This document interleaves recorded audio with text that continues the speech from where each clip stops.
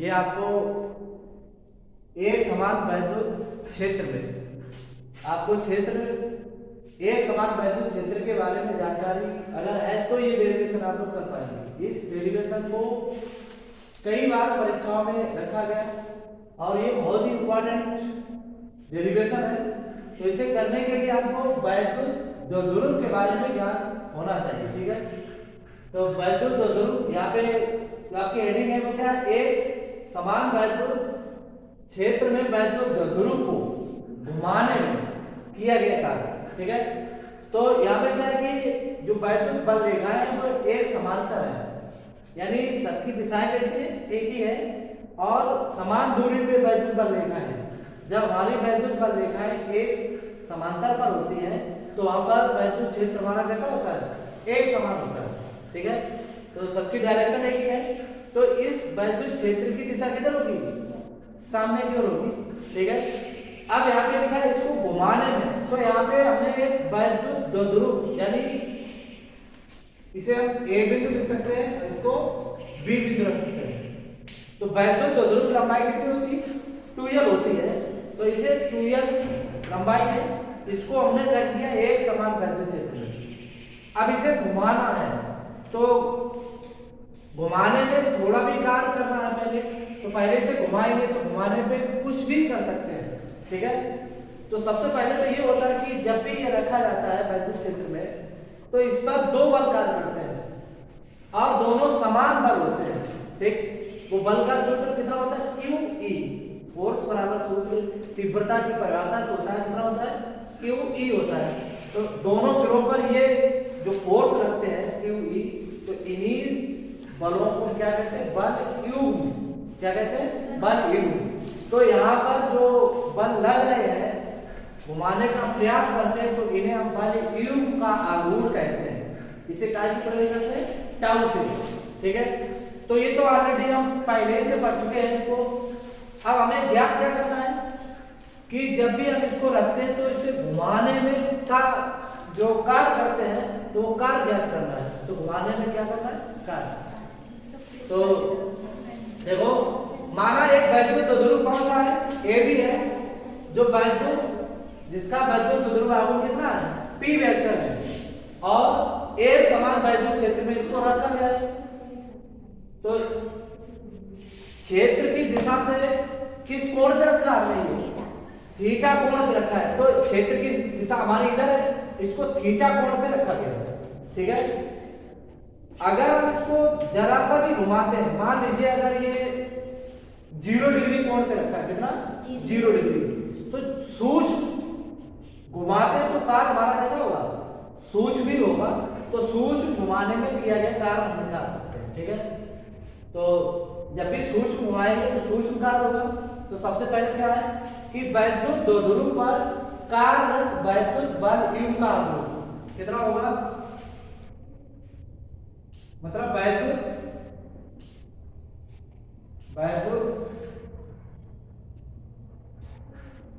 द्विध्रुव पर कार्यरत बल U का आघूर्ण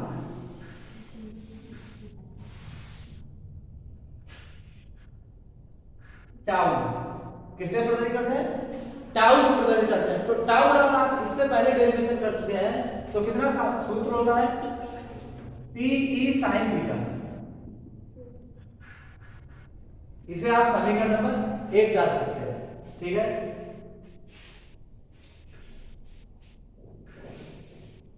अब अगर इधर क्षेत्र की दिशा से कितना सूक्ष्म स्थापित करना है, इसे क्षेत्र की दिशा से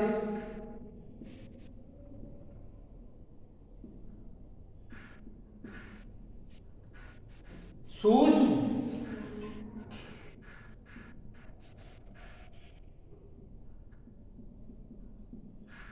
कोण से विस्थापित करने में किया गया था।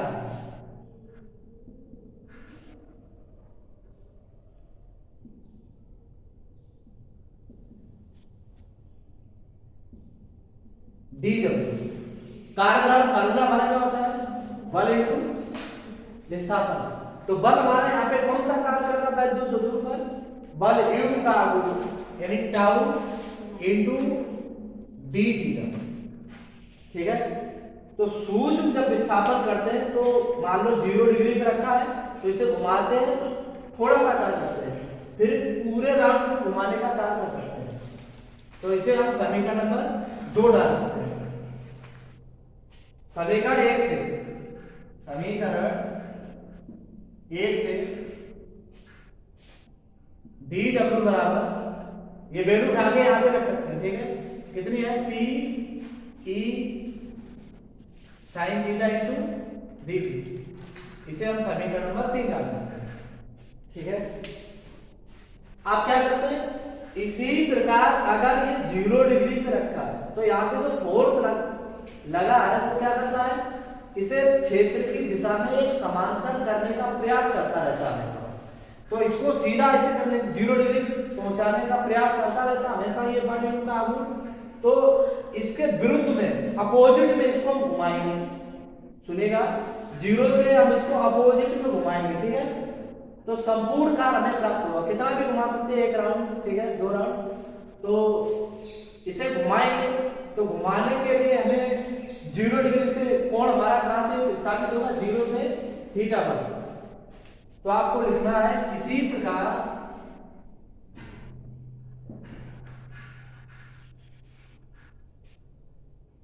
दो ध्रुव ए बी को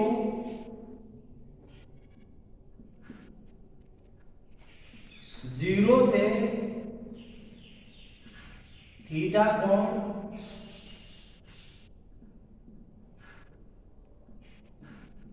घुमाने में किया गया कार्य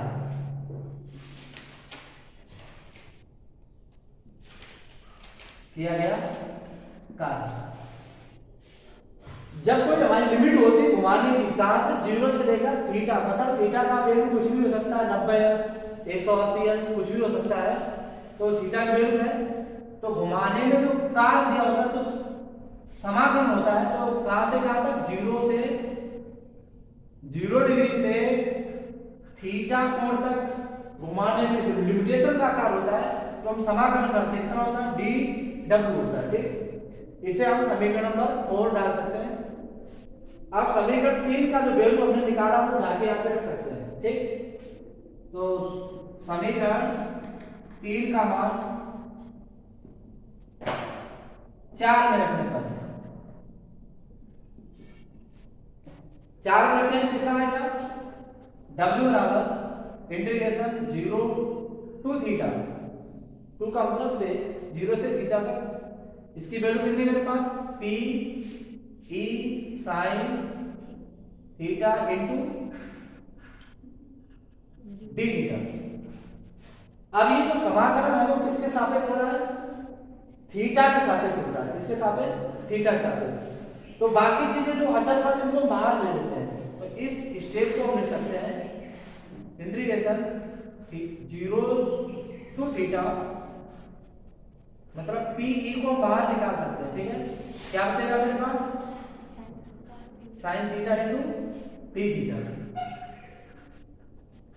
अब क्या मुझे साइन का समाकलन करना है, क्या करना है, साइन का समाकलन। तो साइन का समाकलन होता है हमारा W बराबर पी ई, इसका समाकलन होता है माइनस कॉस, कितना होता है, माइनस कॉस थीटा होता है। और लिमिट y कितनी है, 0 से थीटा तक है, कितना होता है, माइनस कॉस थीटा होता है। क्योंकि इसे रन करने के लिए याद रख सकते हैं कि integrate sine theta d theta equal to minus cos theta. ये कभी भी साइन का समाकलन करेंगे तो साइन का समाकलन कितना होता है, माइनस कॉस थीटा होता है। तो ये हमने माइनस कॉस थीटा यहाँ पे रख लिया। अब इसकी लिमिट लगाएंगे, तो पहले अपर लिमिट, अपर कितनी, उच्च सीमा हमारी कितनी है, थीटा। तो ये थीटा यहाँ पे प्रयोग कर देंगे, या माइनस चिन्ह इसका कॉमन बाहर कर दो। तो माइनस चिन्ह बाहर करेंगे तो P E cos theta, limit है थीटा और 0 से थीटा तक है। तो अब इसकी वैल्यू उठा के रखते हैं तो कितनी होगी, माइनस पी ई ब्रैकेट में कॉस थीटा माइनस कॉस 0 हो जाएगी। ठीक है, अब क्या करते हैं, cos 0 की वैल्यू रख देते हैं क्योंकि cos 0 यहाँ पे आएगा। cos 0 का मान कितना होता है, 1 होता है, तो यहाँ पे हम 1 का प्रयोग कर सकते हैं। तो minus P E into cos theta minus 1। ठीक है, अगर ये माइनस से मुझे हटाना है तो हम माइनस से इसको कॉमन ले सकते हैं, तो यहाँ पे कितना हो जाएगा, प्लस हो जाएगा। तो W is equal to P E 1 minus cos theta. अब कार का जो मात्रक होता है वो क्या होता है, जूल होता है। तो ये एक व्यापक सूत्र निकला था। तो ये व्यापक सूत्र क्या है, जब भी हम एक समान वैद्युत क्षेत्र में वैद्युत द्विध्रुव को घुमाएंगे तो उसे घुमाने में किए गए कार्य का व्यापक सूत्र है। इसकी दो कंडीशंस होती है।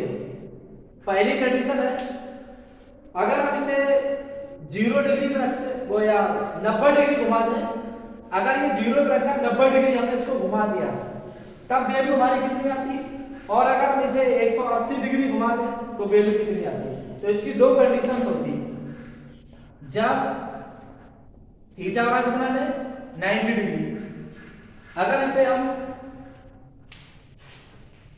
90, अगर हम मान लो पहले 90 डिग्री घुमाते हैं तो इसकी दो कंडीशंस होती। पहली कंडीशन है कि जब थीटा बराबर अगर 90 डिग्री घुमाते हैं, कितना घुमाते हैं इसको 90, 0 से कितना घुमाते हैं 90 डिग्री, तब हमारा किया गया कार्य का सूत्र क्या होता है, तब हमारा कार्य सूत्र होता है W बराबर, यहाँ पे 90 डिग्री का प्रयोग कर देंगे तो पी ई 1 माइनस 90 की वैल्यू कितनी होती है 0, तो 0 यानी बराबर क्या रहेगा पी ई।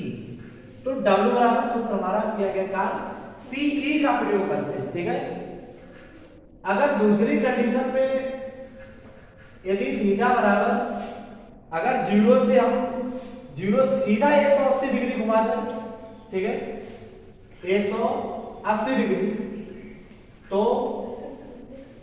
W बराबर क्या होगा, इसी फार्मूले रखते हैं पी ई 1 माइनस कॉस 180 की वैल्यू जो होती है वो -1 होती है, तो यहाँ पे कितना हो जाएगा प्लस।